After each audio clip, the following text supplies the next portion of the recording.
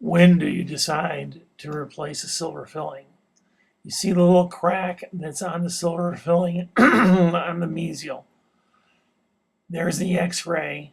You can see like just a little bit of a darkness there. These silver fillings have been in the patient's mouth close to 40 years. His father was a dentist, and the silver fillings themselves, visually, the crack doesn't look like it's very much. But with the confirmation of the x-ray, it looks like it would be a good thing to go ahead and replace the fillings. Silver fillings no longer have amalgam that are mercury that can go back into the system once the chemical reaction has occurred. There's been no findings. You see how the silver filling has been removed, and right at the area where the crack is, you can see the dark area. I continue to remove the rest of the silver work. And the high velocity suction is sucking all the little particles out. Some people would use a rubber dam. And as I took out the silver filling, you can see the dark area of decay, also the white area, which is also soft decay. Continue to use a mirror when I drill. This is tooth number 17, which is a wisdom tooth. And that's relatively difficult to do, but having that indirect vision allows me to maintain a smaller area to in terms of making a less of a hole. You can see the decay being removed here with the spoon. That soft area of decay that's gotten through to the crack. And you'll see me peel that out a little bit more in just a second. And that's what happens when there's a small crack. Even though someone can visually see it, or it might not show up on the x-ray, a crack in a silver filling is really an indication to replace it. Bacteria gets down inside, decay starts to occur, and you can see how much of decay that's in that area, as well as that other spot. Now we do have a number of little areas of still silver filling material that needs to be replaced. Also, we need to remove the decay. I'm using a round burr to go in and remove anything that's soft. It's very important to understand that the tooth itself just needs to be hard. It's not that you need to remove everything until there's no longer any color.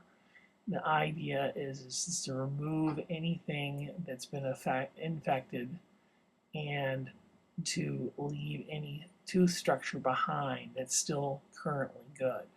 Now, if there's a question about it, and if you have enough room, removing anything that's questionable is typically a good idea if you've got enough tooth structure. Because our hope is that this filling, just like that last one, that filling lasted 40 years. He was 18, 19, 20 when it was done by his father. Right now, the patient is close to 60 years old, a little bit over, and so he has gotten a wonderful service to have a filling last that long. Removing the rest of the decay.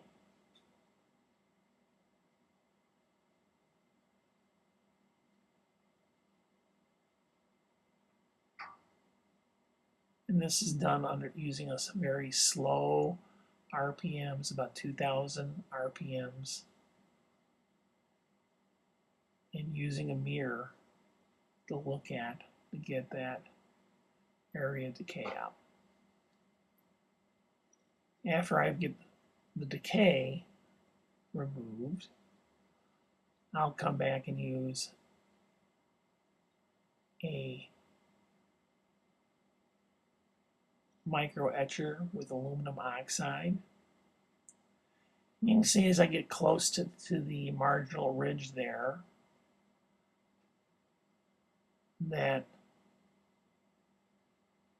There's the decay removed on that side. Still have some more to remove on the marginal ridge, the mesial.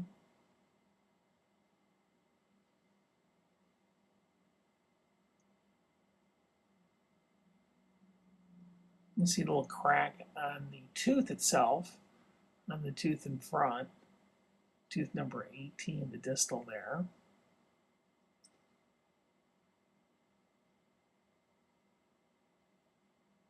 And this is the area that showed up on the x-ray. You go back and look at it. And I could have removed the mesial area because I see the stain, but I chose to, because the x-ray looked so good and I think it's just a microfracture, I went ahead and just removed anything that was soft.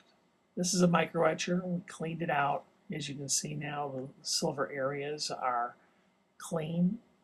You'll also notice though that there are areas of the tooth that are still dark, but those areas are hard.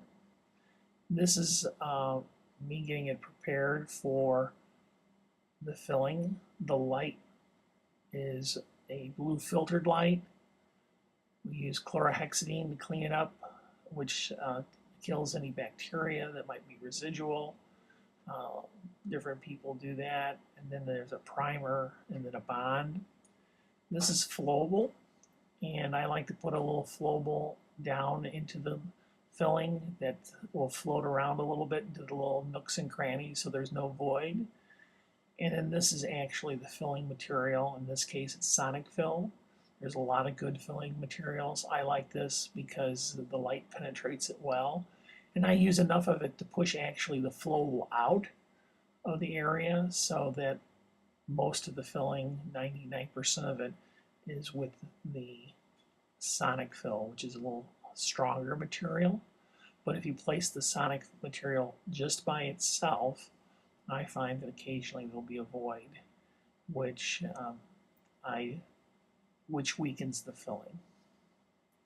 Now the idea is to have a filling that you can see, and so I'm not trying to have the filling match the tooth, because I know someday this filling will probably need to be replaced. And if it's so difficult to find which is filling and which is tooth, then I've done a mistake for the patient, because the next dentist will need to remove more tooth structure to get it all out, or leave some of it behind.